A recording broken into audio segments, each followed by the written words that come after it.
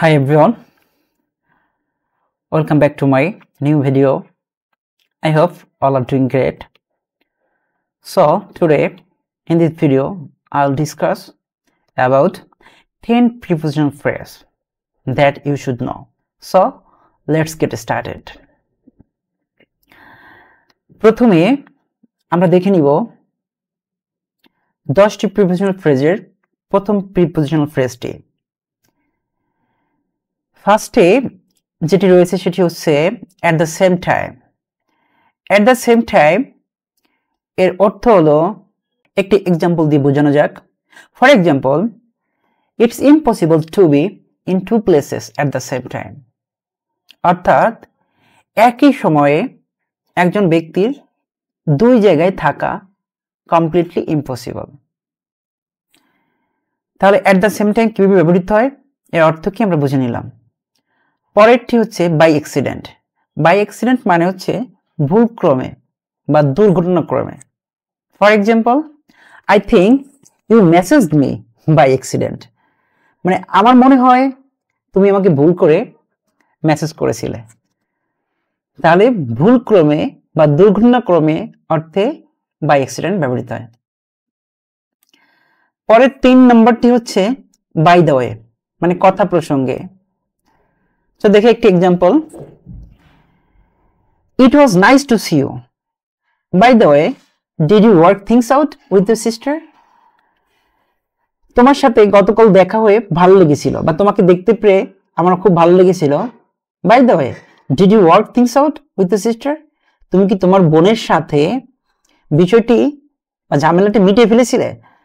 তার মানে works things out এর মানে হলো কোনো কিছু মিটিয়ে ফেলা। ওকে, সো নেক্সটটি হচ্ছে পরবর্তী ফর গুড। ফর গুড এর বাংলা অর্থ চিরতরে। ওকে, ফর গুড এর বাংলা অর্থ চিরতরে। তো একটা এক্সাম্পল দেওয়া যাক, Neela quit yesterday, she is gone for good.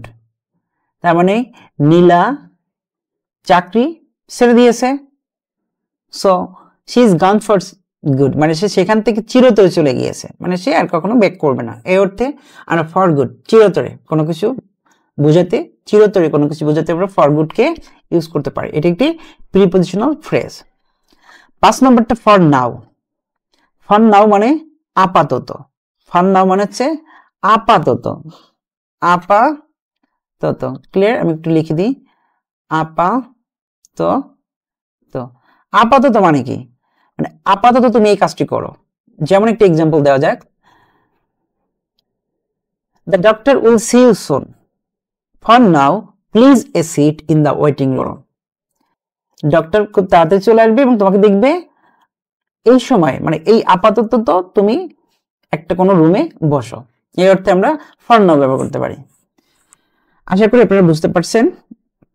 So next one 6 number, for sure মানে নিশ্চিত রূপে। I will be there for sure, আমি সেখানে থাকবো, নিশ্চিত রূপে আমি সেখানে থাকবো। I will be there for sure. পরবর্তীটা হচ্ছে ইন রিগার্ড টু, সম্পর্কে। ঠিক আছে, I am calling in regard to your son. Regard to সম্পর্কে বা অনুসারে বা অনুযায়ী, এই অর্থে ইন রিগার্ড টু ব্যবহৃত হয়। সো আশা করি বুঝতে পারছেন। পরেরটি হচ্ছে ইন দ্য মিন টাইম, ইতোমধ্যে। ইন দ্য মিন টাইম ইতোমধ্যে।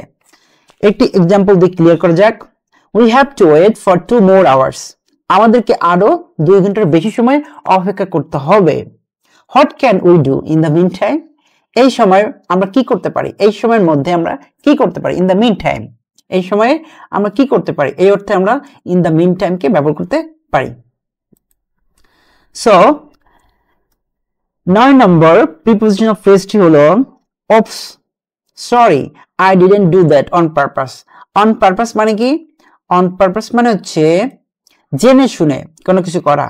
অর্থাৎ আমরা আগে একটি প্রিপজিশনাল ফ্রেজ দেখেছি, সেটা হচ্ছে বাই অ্যাক্সিডেন্ট। বাই অ্যাক্সিডেন্টের মানে ছিল ভুলক্রমে, আর এটা হচ্ছে জেনে শুনে। So sorry I didn't do that on purpose, তার মানে আমি দুঃখিত, আমি কাজটি ইচ্ছাকৃতভাবেই করিনি। Right. Last on time. On time মানে হচ্ছে যথা সময়ে, যে কাজটি যে সময়ে করার কথা ছিল যে সময় আমার যেখানে যাওয়ার কথা ছিল সেই সময় যদি আমি সেখানে উপস্থিত হই তাহলে সেখানে আমি অন টাইম ব্যবহার করতে পারবো।